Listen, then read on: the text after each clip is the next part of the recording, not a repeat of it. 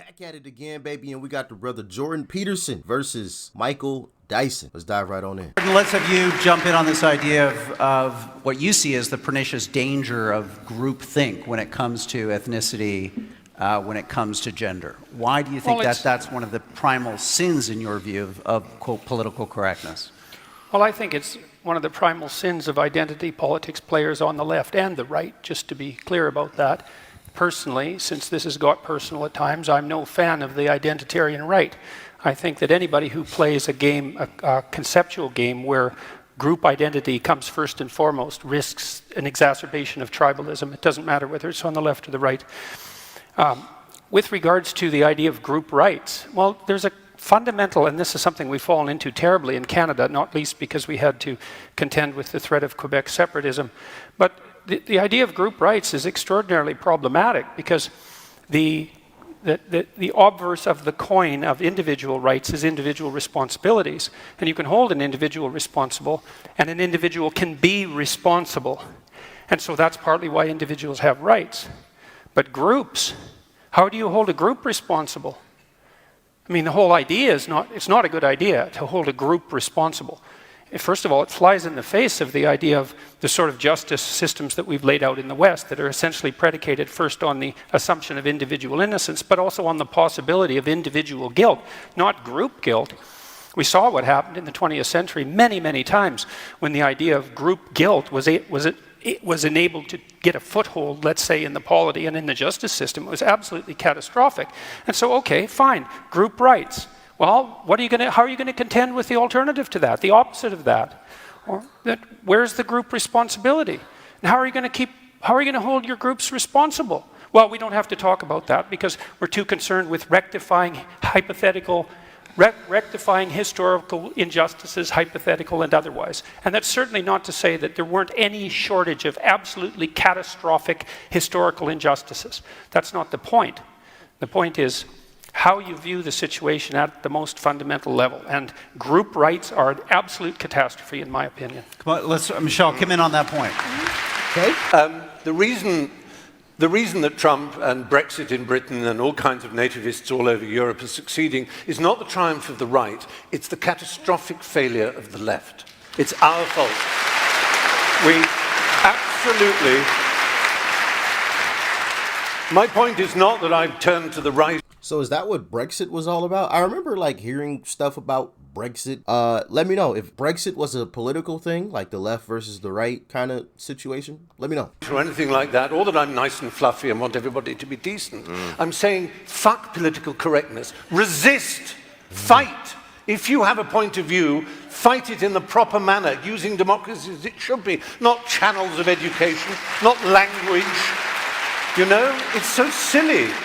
But there's a chess rule, you know. In chess, the best move to play in chess is not the best chess move. It's the move your opponent least wants you to play. At the moment, you're being recruiting sergeants for the right. By annoying and upsetting, and instead of either fighting or persuading. But political correctness is a middle course that simply doesn't work. Well, first of all, you said be empirical. Now, empirical, as far as I know, the word means that which can be verified or falsified through the census. Exactly. So if we look at it in an objective way, the reality is that people don't have equal access to the means to articulate the very moment you're talking about. I'm talking about the empirical results of this political attitude. I understand that, but my point is simply this. I'm suggesting to you that people use the weapons at hand. Now, it was Abraham Joshua Heschel, the rabbi, who said everybody's not guilty, but everybody's responsible. Right? That's a distinction there. Everybody clearly is not guilty, but what's interesting, look at the flip side. If you have benefited from 300 years of holding people in servitude, thinking that you did it all on your own. Why can't these people work harder? Let me see, for 300 years, you ain't had no job.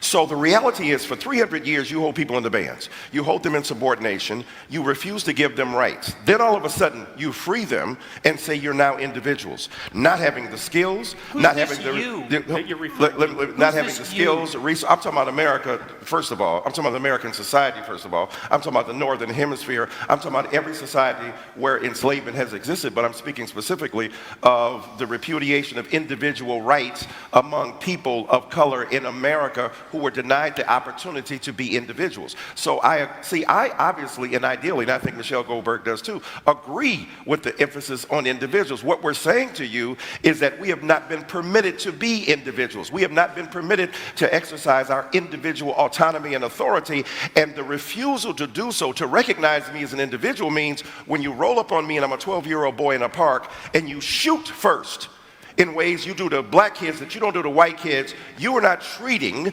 that person as an individual. If we're living in a society where women are subject to aberrant forms of horrid, patriarchal, sexist, and misogynist behavior, you are not acknowledging the centrality of the individuality of women. You are treating them according to a group dynamic. And if we get beyond the ability of people on the right to understand the degree to which they have operated from the basis of benefit from group identity, without having said, I'll end by saying this. The great American philosopher Beyonce Knowles said that it has been said that racism is so American that if you challenge racism, you look like you're challenging America.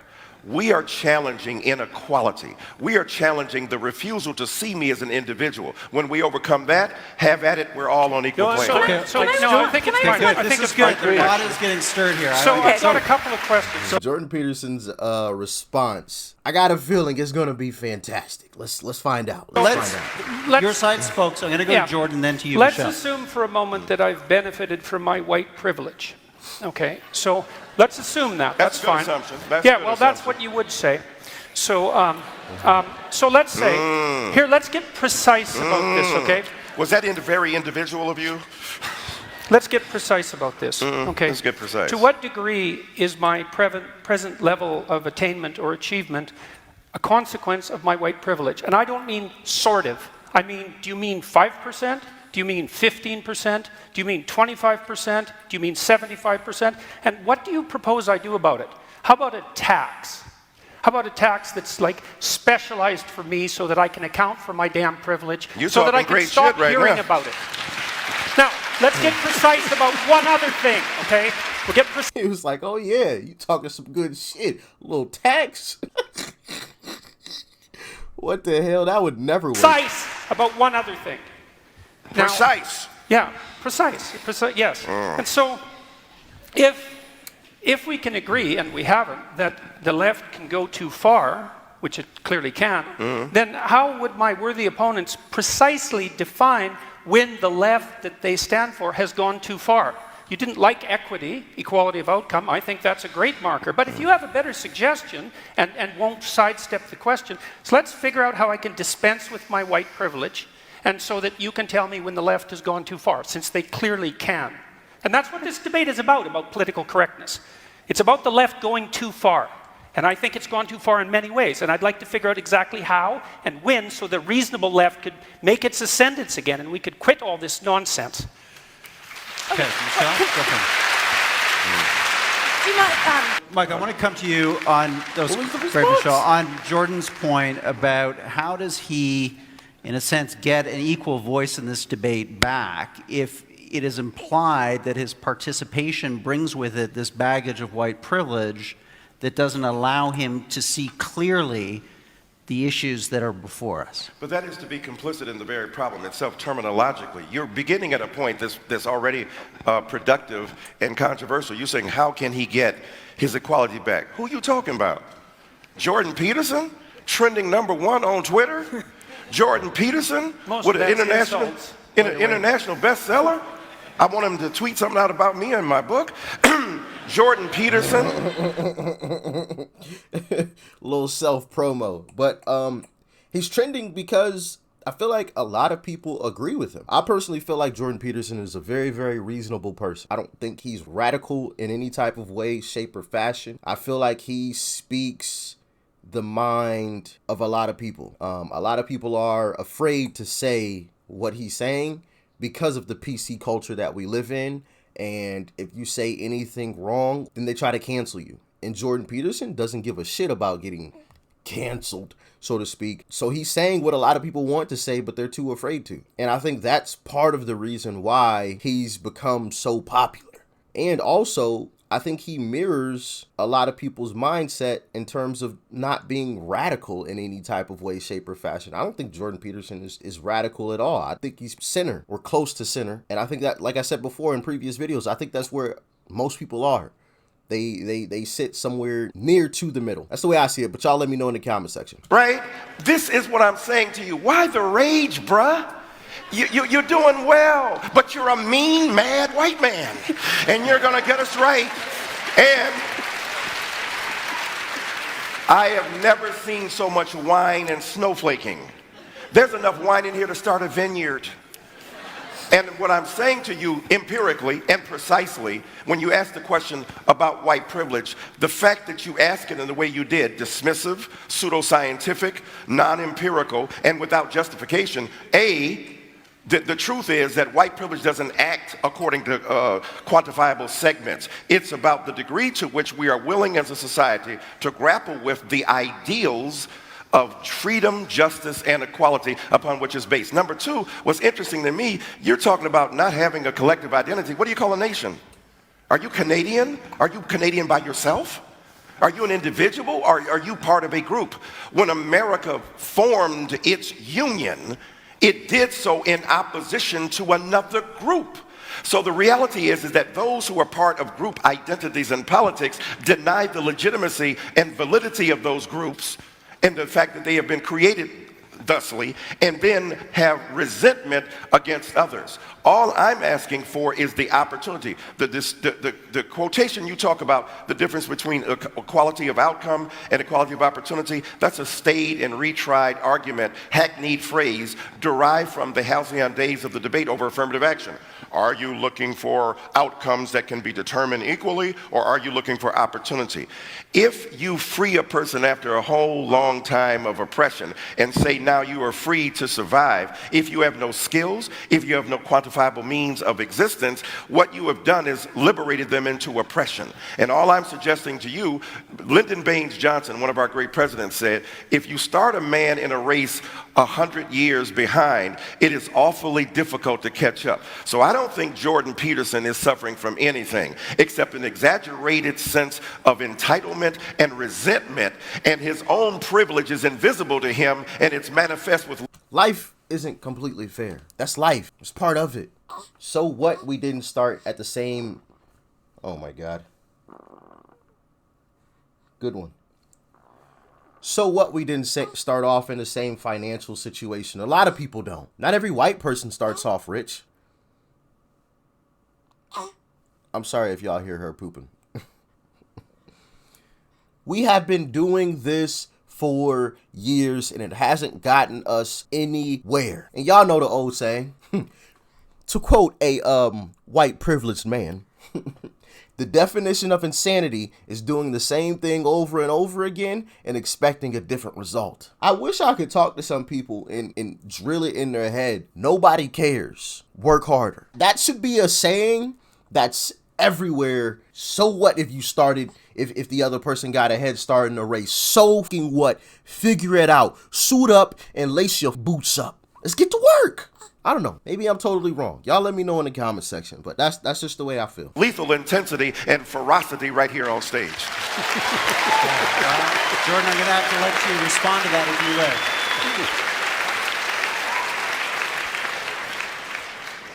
would. Well, what I derive from that series of rebuttals, let's say, is twofold.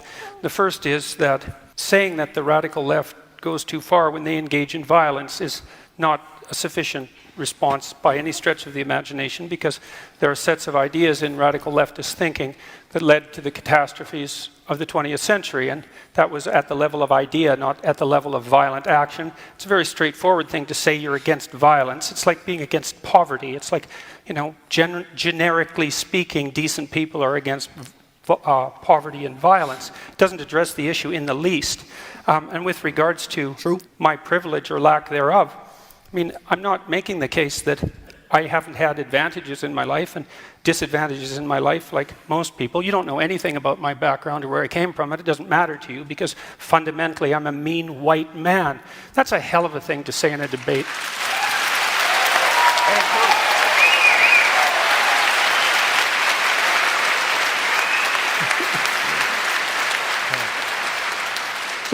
just say... Very, very brief, because I want to move on to men and women. A good topic next. The mean, mad, white comment was not predicated upon my historical excavation of your past. It's based upon the evident vitriol with which you speak and the denial of a sense of equanimity among combatants in an argument. So I'm saying again, you're a mean, mad, white man, and the viciousness is evident. Okay. Well, let's reset. Crowd didn't like that. Change the decks here. Let's bring Jordan in on this, because you've written and commented about it a lot. But Stephen, thank you for having me today. Well, I think I'm going to point out two things again. The first is that my question about when the left goes too far still hasn't been answered. And then the second thing I'm going to point out is that, you know, it's conceivable that I am a mean man.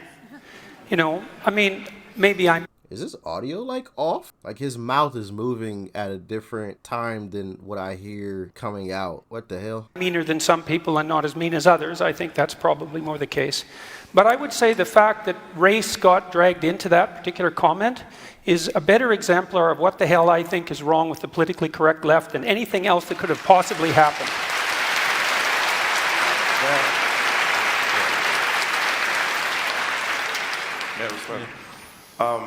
Imagine the hurt, the anxiety, the insult that you might genuinely feel, according to what I felt was an appropriate comment of description at the moment of its expression. But imagine now those hurt feelings, and I know where he's going with this. Okay, you feel great. You feel great about it. That's really different. I'm not a victim. I'm not hurt. I'm appalled. You're not hurt. Okay, you wouldn't be a victim. So what's interesting is that whatever non-traditional feelings of empathy you endure at this particular point, the point is, imagine then the horrors that so many others have had to put up with for so long when they are refused to acknowledge their humanity. Now, I take your point seriously. So your group let me finish. Let me finish, though. Let me finish. To me. Let me finish, sir. That figures. You're not my inquisitioner, okay? What I'm saying to you is that when you said you were upset that I added the element of race there, right? When I said mean, mad, white man. Well, what's interesting is that you may have felt that you were being ascribed a group identity to which you do not subscribe. You may have felt that you were being unfairly judged according to your particular race. You may have felt that your individual identity was being besmirched by my rather careless characterization of you, all of which qualifies for a legitimate response to me, but also the point we've been trying to make about the refusal to see our individual existence as women, as people of color, as First Nation people, and the like. My point simply has been, the reason I talked about race in that particular characterization, because there's a particular way in which I have come to a city. I don't know if there are a lot of black people out here, not sure, but I constantly come to places and spaces that are not my natural habitat, other than intellectual engagement and the love and the fury of rhetorical engagement, yes. But I often go into hostile spaces where people will not vote in favor for my particular viewpoint because I'm interested as an individual of breaking down barriers so that people can understand just how complicated it is. So what I'm saying to you is that I would invite you, in terms of the surrender of your privilege, to give you a specific response. Come with me to a Black Baptist church. Come with me to a historically black college. Come to me to an indigenous or First Nations community where we're able to engage in some of the lovely conversation, but also to listen and hear. And when I added race to that, I was talking about the historically evinced inability to acknowledge others' pains equally to the one that they are presently enduring. So, as a human being, I love you as my brother, but I stand by my comment. Well, I've seen the sorts of things that you're talking about. I happen to be an honorary member of an indigenous family, so don't tell me about what I should go see with regards to oppression. You don't know anything about me. You asked me a question, I gave you a response. Yeah. You gave me a generic response, a It's not generic It's tailored race-based towards response. you. Jordan Peterson, I would like for you to come with me, Michael Eric Dyson, to a Black Baptist church. You been to one of those? I would be happy to do that. By the Okay, way. all right, I'm gonna hook you up. Okay, All right. good. We'll make sure that happens. So I'm not here to claim that there's no such thing as oppression, unfairness, brutality, discrimination, unfair use of power, all of those. Anyone with any sense knows that hierarchical structures tilt towards tyranny, and that we have to be constantly wakeful to ensure that all they are isn't power and tyranny. It's interesting to hear Foucault referred to. It's unfortunate, but it's interesting. You know, because Foucault, like his French intellectual confreres, essentially believed that the only basis upon which hierarchies were established is power. And that's part of this pernicious politically correct doctrine that I've been speaking about. When a hierarchy becomes corrupt, then the only way to ascend it is to exercise power. That's essentially the definition of a tyranny. But that doesn't mean that the imperfect hierarchies that we have constructed in our relatively free countries, which at least tilt somewhat towards competence and ability, as evidenced by the staggering achievements of civilization that we've managed to produce, it doesn't mean that the appropriate way of diagnosing them is to assume without reservation unidimensionally that they're all about power, and as a consequence everyone who occupies any position within them is a tyrant or a tyrant in the making. And that is certainly the fundamental claim of someone like Foucault. And it's part and parcel of this, what would you call it, this ideological catastrophe that's political correctness. I'm not here to argue against progress. I'm not here to argue against equality of opportunity. Anyone with any sense understands that even if you're selfish, you're best served by allowing yourself access to the multiplicitous talents of everyone, and to discriminate against them for arbitrary reasons unrelated to their competences. It's abhorrent. That has nothing to do with the issue at hand. I don't understand why people think he's so radical. Like, if you just sit and you listen to him speak, I'll put this simply. I feel like Jordan Peterson speaks from a place of common sense. That's the best way that I could put it. Simplest way I could put it. When you listen to Jordan speak, you're like, oh yeah, of course, that's common sense. You know, yeah, that's common sense, of course. Like, in my opinion. But let me know how y'all feel. It isn't that good things haven't happened in the past and shouldn't continue to happen. That's not the point. The point is the point my compatriot Fry made, which is, well, we can agree on the catastrophe and we can agree on the historic inequity, but there's no way I'm going to agree that political correctness is the way to address any of that, and there's plenty of evidence to the contrary, some of which I would say was displayed quite clearly tonight.